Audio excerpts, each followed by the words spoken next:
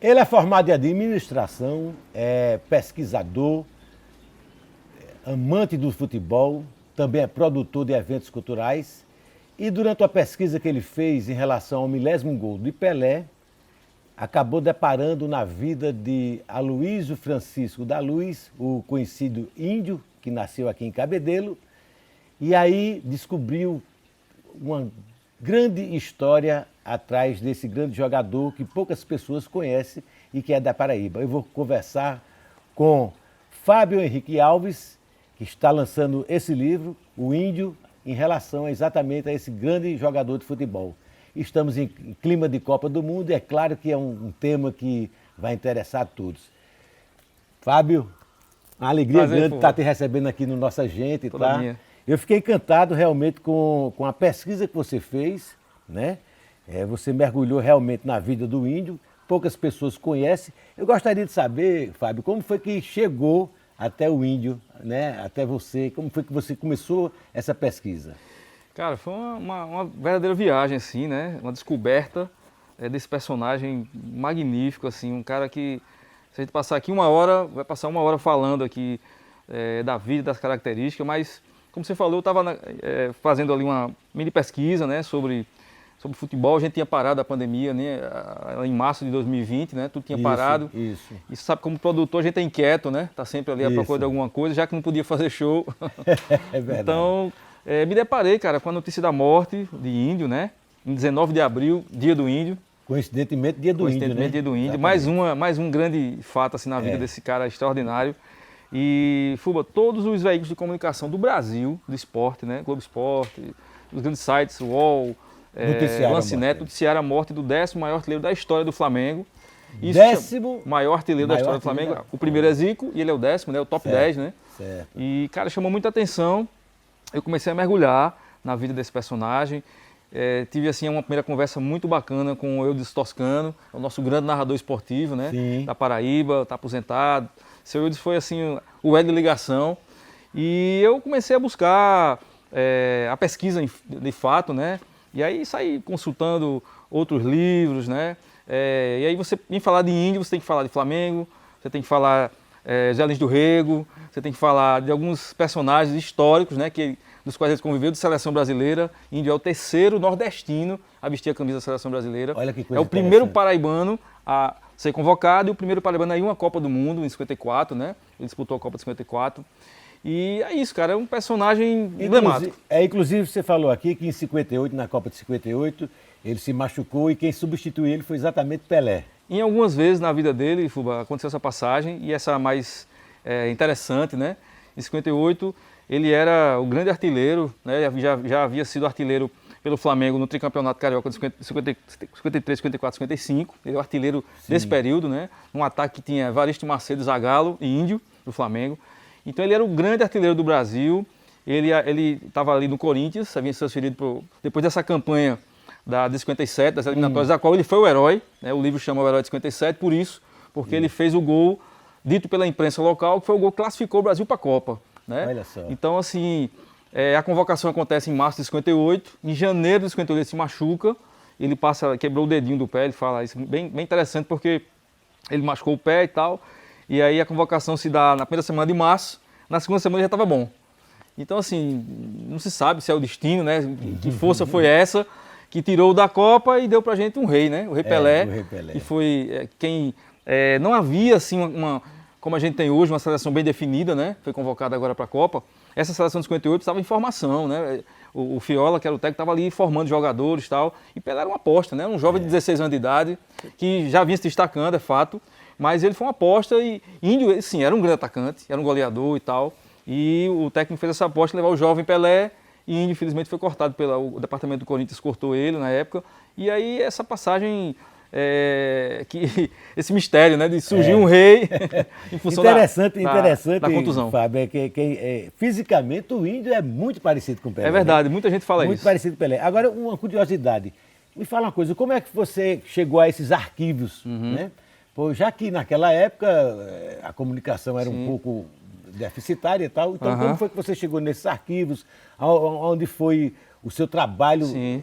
de pesquisa feito realmente? Cara, mergulhei a fundo, eu li aí entre 12 a 15 livros, né, sobre o tema futebol na época, muita coisa sobre o Flamengo, Almanaque do Flamengo, porque não dá para falar de Índio sem falar de Flamengo da época, né? Quando ele chega no Flamengo em Ele foi um dos maiores artilheiros do Flamengo. Ele é o 10º artilheiro da história do Flamengo, né?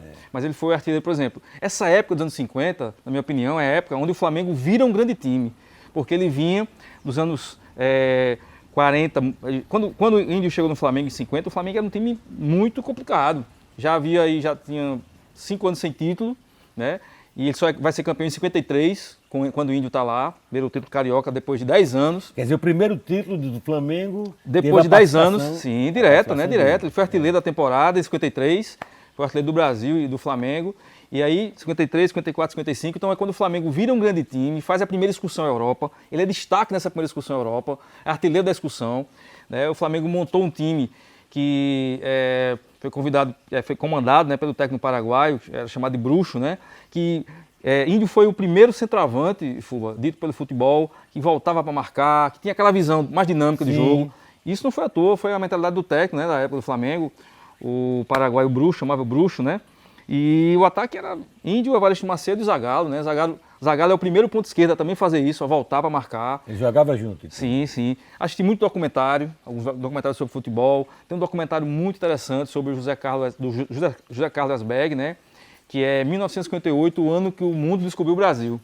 Então, assim, em função do futebol, né, do campeonato, o mundo se voltou para o Brasil, né? E esse documentário é sensacional. O Índio é um destaque desse documentário, né?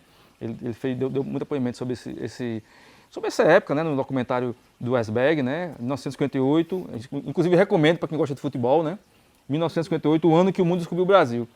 E aí, cara, muito site, né, de pesquisa, entrevista à família, né, cheguei na família também. É isso que eu ia perguntar, você chegou na família, a família Sim. dele ainda mora aqui em Cabedelo? Não, todos os familiares estão no Rio de Janeiro, né. É o Índio, viu, gente, o Índio é nascido aqui em Cabedelo, exatamente, é o grande ilustre cabedelense, eu diria que é o grande personagem ilustre da cidade de Cabedelo, né? Espero que a cidade reconheça isso. Pois é. A gente está numa época bacana para isso. Lá, né? Coincidentemente, o estádio está sendo reformado, né? Quem sabe a gente não conseguia aí fazer com que o estádio tivesse também um novo nome, né? Merecido, né? Exatamente. Aloysio Francisco da Luz, a Luizão, né? Já tem até apelido, né? A Luizão. Então, Fuba, cheguei na família, todos moram no Rio de Janeiro, ele saiu de Cabedelo com 9 anos de idade, né? Entendi. O fato é que a passagem trágica que o pai falece, o pai era o grande provedor. Se fala que ele trabalhava ou como estivador ou como pescador, em Cabedelo, não ficou bem ainda. A gente na pesquisa não conseguiu definir isso. E aí o irmão mais velho já estava no Rio de Janeiro, na Marinha, leva toda a família para lá. Lá ele começa o envolvimento com futebol na várzea, vai para o Bangu como júnior. E aí ele começa essa fase de cruzar com ilustres paraibanos. O primeiro deles é o técnico do basquete lá do Flamengo, que é o Togo Renan Soares, que era tio do Jô Soares. Sim. Era o grande técnico de futebol da época do Flamengo. Descobre ele no Bangu, o leva para o Flamengo. O tio de Jô. Renan Togo Soares, né? Aliás, desculpa, Togo Renan Soares. Se você for na Gávea, Fuba, você entrar lá, o ginásio da Gávea está lá. Togo Renan Soares. Foi um grande personagem da história do Flamengo, né? Nos anos 50, 40 e 50. Ele descobre Índio, leva para o Flamengo, né? Em 49, em 51 ele assume como profissional. E aí, também quando ele chega no Flamengo, está lá o nosso Zé Lins do Rego. Fazia parte da direção do Flamengo, né? Era um grande torcedor rubro-negro, apaixonado. José Lins do Rego. E que o tratava carinhosamente por o menino de Cabedelo, né? Então ele chamava Índio de o menino de Cabedelo, isso está citado na obra de Zé Lins, e tem várias passagens disso. Então é muito bacana ver esse cruzamento, né, da Paraíba se encontrando com o Índio, né? E é muito bacana, cara, ver esses fatos todos assim. Tem que falar de Índio, falar do Zé Lins, de quem foi Zé Lins, a pessoa dele. Foi o primeiro grande escritor a tratar de futebol. Primeiro cara que era um escritor, né? Essa coisa da poesia, mas pulou para o futebol também, era apaixonado e começou a escrever as crônicas, né, no Jornal do Brasil. Sobre futebol. A convite do Mário Filho, né? Que era o proprietário, lá, o grande jornalista da época, né? Do Jornal dos Esportes e tal. E ele começa esse envolvimento, tem um certo envolvimento inicialmente no Flamengo, depois vai para a CBD. É tanto que Índio, na Copa de 54, é chefiado por Zé Lins do Rego. Zé Lins do Rego é o chefe da delegação da Copa de 54, né? Então, pode-se dizer que Zé Lins do Rego acompanhou muito bem a carreira de Índio, tanto na seleção quanto no Flamengo, né? Isso é muito bacana, assim. Coisa boa, cara. Pois é, e a família está lá no Rio, Você chegou a ter acesso a eles? Sim, estive lá no Rio de Janeiro, no lançamento, por ocasião do lançamento do livro, nos conhecemos pessoalmente, né? Você lançou esse livro lá no Flamengo? Fuba, para minha surpresa, né, eu tenho um grande amigo aqui, queria mandar um abraço para ele, Dr. Cláudio, um parceiro, auditor do STJD, e ele fez essa ponte para o clube para informar que eu estava lançando o livro de um ídolo dos anos 50, né? Isso. O Flamengo reconhece demais a história de índio. Se você chegar na calçada da Gávea, está lá o nome de índio, do time, campeão e tal. E aí, para minha surpresa, eu fui convidado para lançar lá na Gávea, né? Pelo setor de patrimônio do Flamengo. Lancei no dia 16 de junho, muito bem acolhido. Tive lá diretores, tive com Adílio, né? Jogador do Flamengo, grande craque dos anos 80. Familiares, amigos, né, que prestigiaram, foi muito bacana e eu fiquei muito feliz ainda. Esse projeto, Fuba, na verdade, se constitui da biografia, de uma exposição, a gente tem eu consegui aí, através da pesquisa, confeccionar as réplicas das camisas que ele vestiu, né? Uma coisa interessante, e você já fez essa exposição aqui na Paraíba? Ainda não, a gente está acho que está na hora de fazer. Pois né? cara, tentando aí achar um local bacana para fazer Inclusive exposição. Cabedelo também, né? Verdade, cai como uma luva. E o terceiro ponto é o documentário, né? Então também está nessa luta, o roteiro está pronto, tudo certinho ali. Está o roteiro pronto, mas ainda não foi gravado. Isso, buscando parceiro, né, comercial, patrocinador. Certo. Ou por incentivo, ou através de patrocínio direto. A gente está nessa fase de captação, está evoluindo, inclusive, né? Então, aproveitar aí a cereja do bolo era lançar na Copa do Mundo, né? Mas infelizmente não foi possível, complicado, eleição, política, essa coisa toda, o Brasil trava, né? Mas eu estou bem confiante que em 23 a gente consiga finalizar esse projeto do documentário. Vai abrir vários editais aí, né? Pela Lei Aldir Blanc. Falando do lançamento também, Fuba, só para complementar, esse livro é abençoado por Zico, né? Eu estive com ele e conversei assim 1 hora com o Zico lá. Sobre índio, falou bem demais. Inclusive, Fuba, esse livro, né, posso dizer assim, teve a bênção de Zico, né? Tive com ele lá nessa época do lançamento. E é bem interessante porque fez um elo, o ídolo de Zico, que é Dida, um grande craque também do Flamengo nos anos 50, é contemporâneo de Índio. Quando ele começa, em 55, o Índio já era um grande artilheiro, um grande ídolo, certo. né? Então, chamou a atenção de Zico isso, né? Tanto que no nosso papo ali de quase 1 hora, conversou só sobre Índio, sobre esse time de 50, Evaristo Macedo, né? De Dida também. Então foi muito bacana.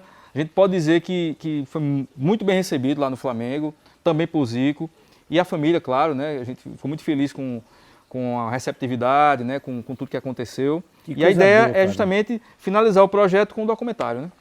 Eu acho perfeito esse projeto, inclusive é um reconhecimento que a Paraíba tem que dar a esse grande artilheiro, né? Chamado de Índio Cabedelense, e que precisa ser reconhecido, né? Muita gente não conhece a história de Índio, né? Essa é a grande sacada desse projeto, porque é aquela grata surpresa, né? Principalmente para o flamenguista, para o corintiano. Pois né? Tanto torcedores flamenguistas, já perguntei a alguns e as pessoas não sabiam. Não.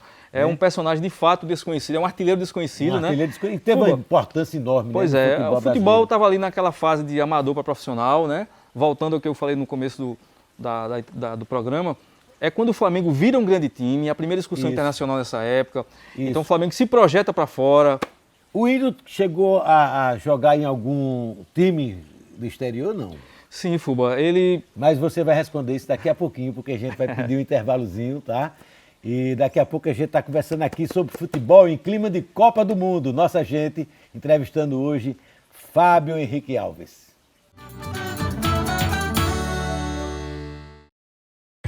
Já imaginou ter um podcast que tem dicas do que você pode fazer no fim de semana? É dica de show, de cinema, de livro, de música e muito mais. Esse é o Hora Livre, você fica ligado no que você pode fazer na sua cidade ou aí da sua casa. É no Spotify Deezer, procura Rádio Câmara JP e acesse o Hora Livre.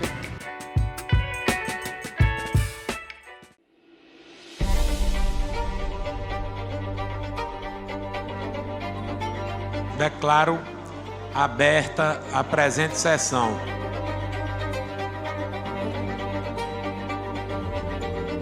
Grande projeto que vem direcionado a... Os vereadores estão todos presentes. A Câmara ainda deve estar perto, sim. Para o público que está assistindo a gente na TV Câmara.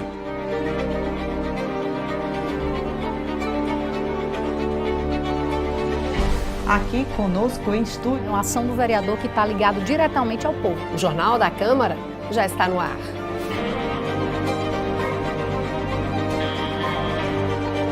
Rádio Câmara FM. Faz assuntos debatidos na Câmara Municipal de João Pessoa, no Spotify e Deezer. Ouvindo o podcast.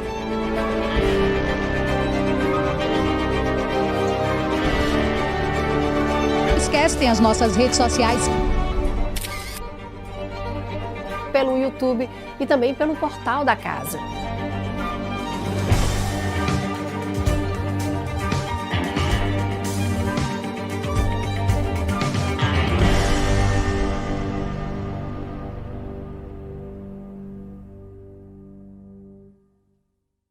Ei, sabe quem tá fazendo 75 anos?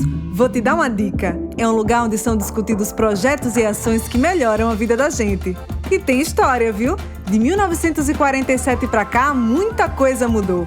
Mas o trabalho pela nossa cidade continua firme. Foram mais de 12 mil matérias aprovadas só neste ano. Eu tô falando da Câmara Municipal de João Pessoa. A minha, a sua, a casa do povo. Quer saber mais sobre a nossa história? Nos siga nas redes sociais.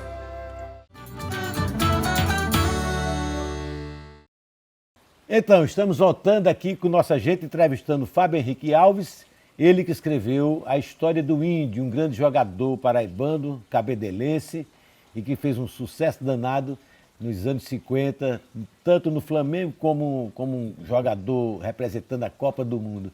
Ô Fábio, vamos falar um pouquinho de Copa do Mundo, a participação de Índio no futebol, né, mundial. Ele chegou a ganhar algum título ou não? Sim, sim. Jogou no Espanhol de Barcelona, né? É o primeiro negro a atuar lá, inclusive. Mais uma grande importância emblemática para ele, né? Eu contei com a colaboração, inclusive, do pesquisador oficial do Espanhol de Barcelona desse livro, né? Então toda a informação que veio de lá veio da Espanha, né? Revistas da época, né? Se você for aí, que davam destaque como Índio, a estrela de cor do Espanhol, né? Olha só, essa era a manchete, deu né? uma mergulhada bacana, né? Isso Cara, foi muito, muito massa, assim. E esse protagonismo dele, né, na seleção brasileira, como eu te falei, começa em 54, né? Ele participa da primeira Copa pós-guerra, da primeira Copa que veio, o mundo estava ainda, né, se reacomodando, vindo do Maracanã, né, na Copa do Brasil, que o Brasil perdeu. Isso. Então existia uma cobrança política muito grande do governo Getúlio. Então, assim, você tinha cartola no vestiário, vamos lá, tem que ganhar e tudo. Né? Cartola, a pressão, né? Pressão gigante para o Brasil ser campeão. Isso é dito para os jogadores da época, nos documentários e nas falas. Né? Eu contei, Fuba, com uma pesquisa muito bacana da Fundação Getúlio Vargas. Sim. Eles têm um projeto de memória do futebol e o Índio deu uma grande entrevista em 2011. Então foi também uma base para mim muito forte, essa entrevista que ele deu à Fundação Getúlio Vargas. Né? Então tem esse protagonismo dele na Copa de 54. O Brasil cai nas quartas de final para a forte Hungria, né, de Puskás, daquele timaço. O time que inventou o aquecimento antes do jogo. Então imagina como esses caras, todo mundo chegava e ali botar a meia, os caras chegavam iam para o aquecimento e todo mundo sem entender, os caras já entravam em 220, né? E não é à toa. Quer dizer, não tinha aquecimento antes não. A Hungria inventou esse. A Hungria inventou a Hungria de Puskás, né? Inventou isso em 54, na Copa de 54. Já haviam sido campeões olímpicos em 52, né? E aí os caras passam por cima de todo mundo, né? Mas o Brasil tem uma partida emblemática, Brasil e Hungria, chamada a Batalha de Berna, né? Que é a partida que desclassifica o Brasil. O Índio participou dessa. Ele sofre o pênalti, inclusive, que Djalma Santos cobra, né? Um dos gols. O Brasil perde por 4-2, mas foi um jogo que terminou em pancadaria, em briga, técnico jogando sapato em jogador. E Índio, segundo ele, eu fiquei caladinho na ponta, não briguei com ninguém, segundo ele, né? Então é muito bacana, assim. E aí, o segundo ciclo da seleção em 57, né? Ele faz parte de um timaço de 57, que é a base para 58. Apenas Evaristo Macedo e Índio não foram para a Copa de 58, ambos por motivo de contusão, né? Então, assim, ele classifica o Brasil na Copa, nas eliminatórias de 57. E, infelizmente, né, por contusão, ele deixa de participar. Mas, assim, cara, quem o conheceu, né? Eu pude entrevistar aí Edu Coimbra, irmão de Zico, familiares, uma galera, assim, jornalistas que conheceram, né? Poxa, todos falavam muito bem, era seu índio. Seu índio era muito bacana, seu índio era um cara muito massa, do bem. Então não foi um cara amargurado, sabe, Fuba, que poderia ter vivido com essa coisa, poxa, era para ter sido campeão mundial, né? Mas ele é um cara do bem, muito bem quisto onde morava, ali na região, na Baixada, né, Carioca, onde ele morou lá há muito tempo. Ele faleceu em 2020, se aposentou, trabalhou como professor de educação física, depois foi monitor, viveu ainda ali no futebol, foi homenageado várias vezes pelo Flamengo no Maracanã, inclusive, né?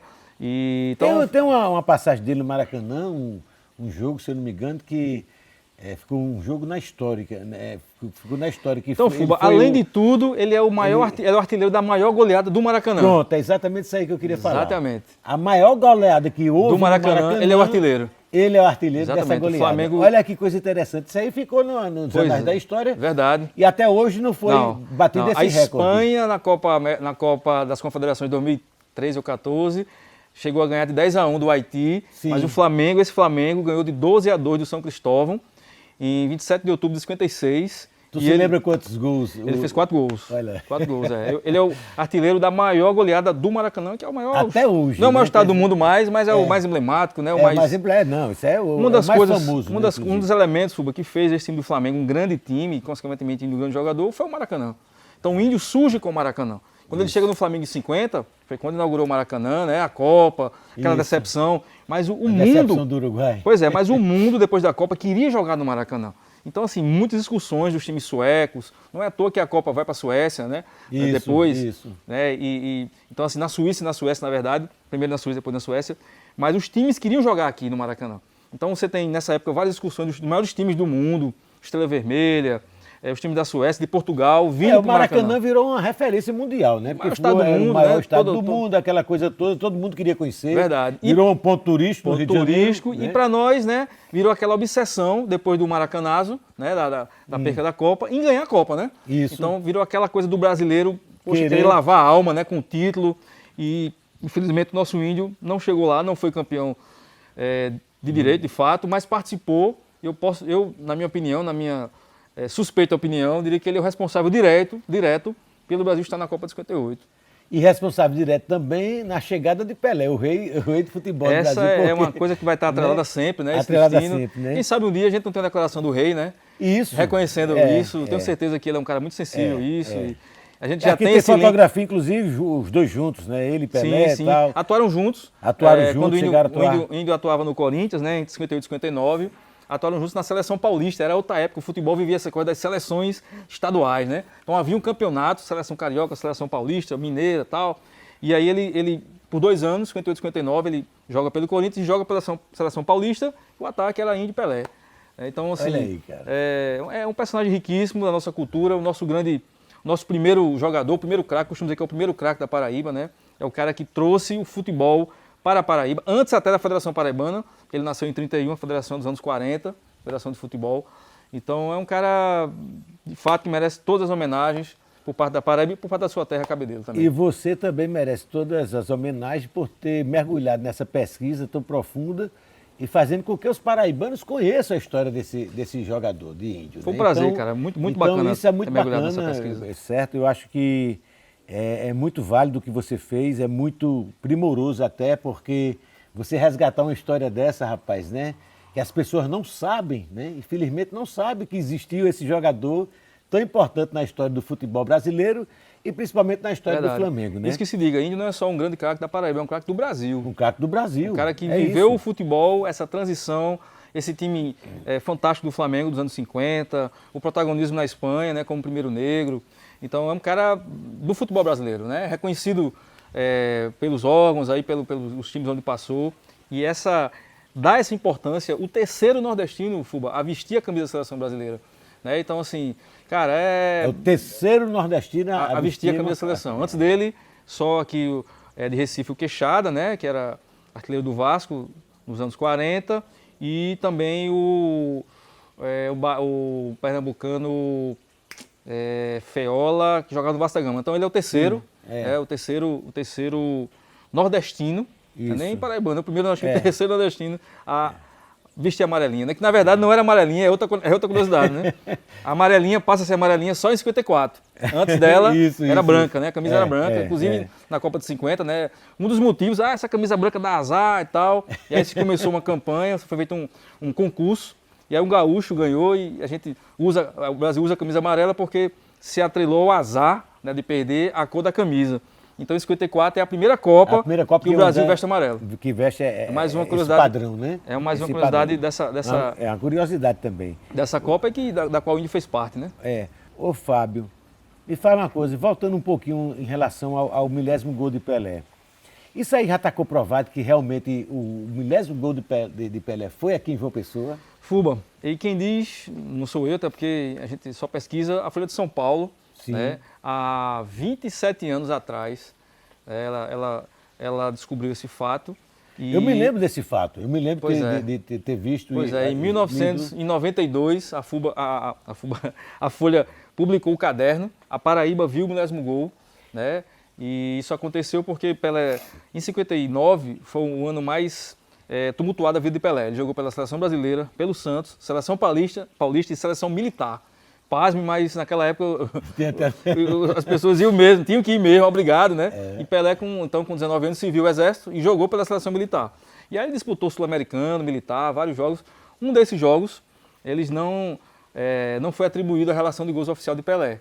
Como o 10º gol é sobre todos os gols marcados, não só os profissionais, então esse 10º gol, Pelé tem 2 10º gols. O 10º gol geral, o 10º gol profissional, os gols profissionais, que ele comemora mais à frente no Chile.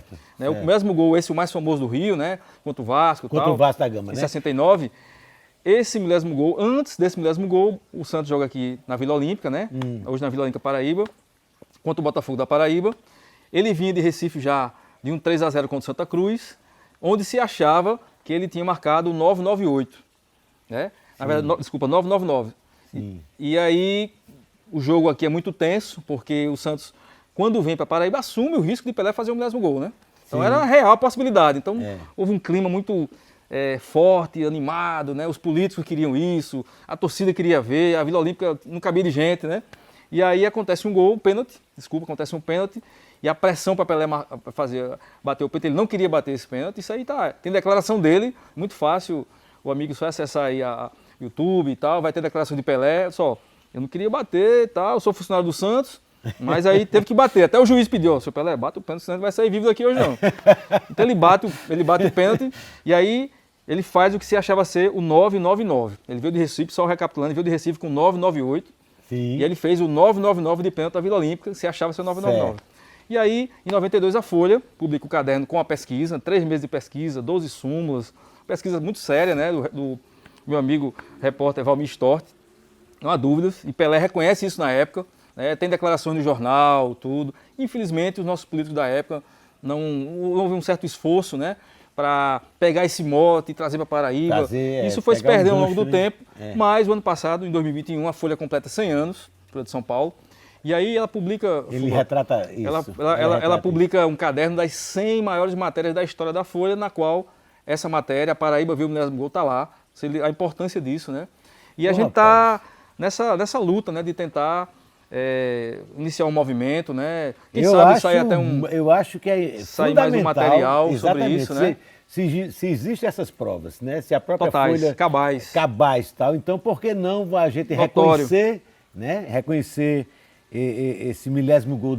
A frase mais correta que eu ouvi do jornalista Valmir Stort é: o 10º gol foi celebrado no Rio, mas foi feito em João Pessoa. Isso. Essa é a melhor coisa para ninguém brigar. Para ninguém brigar. É celebrado no Rio e feito em João Pessoa. Tá na hora de pegar esse gancho aí, olha aí, gente. Pegar esse gancho aí e fazer com que esse 10º gol vire também notícia, né? Não só nacional, mas mundial também, né? Um reconhecimento. E é isso aí. A gente está aqui, eu tenho hoje o prazer grande de estar conversando com o Fábio Henrique Alves, esse grande pesquisador, amante do futebol, que trabalhou em cima da pesquisa do 10º gol de Pelé e sobretudo, da vida do índio. Ô Fábio, e esse livro aqui, a gente ainda, você vai relançar aqui, evidentemente, quando fizer o documentário. Sim, né? sim, também. Né?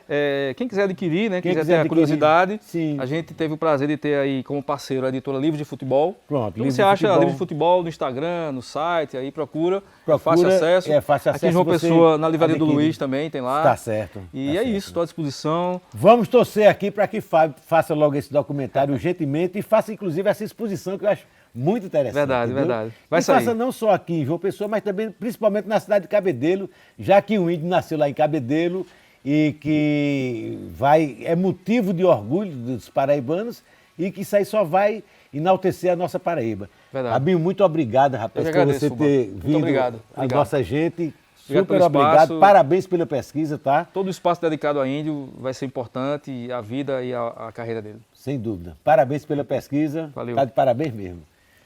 Obrigado, gente. Nossa gente finalizando. Até a próxima sexta-feira, às 19h30.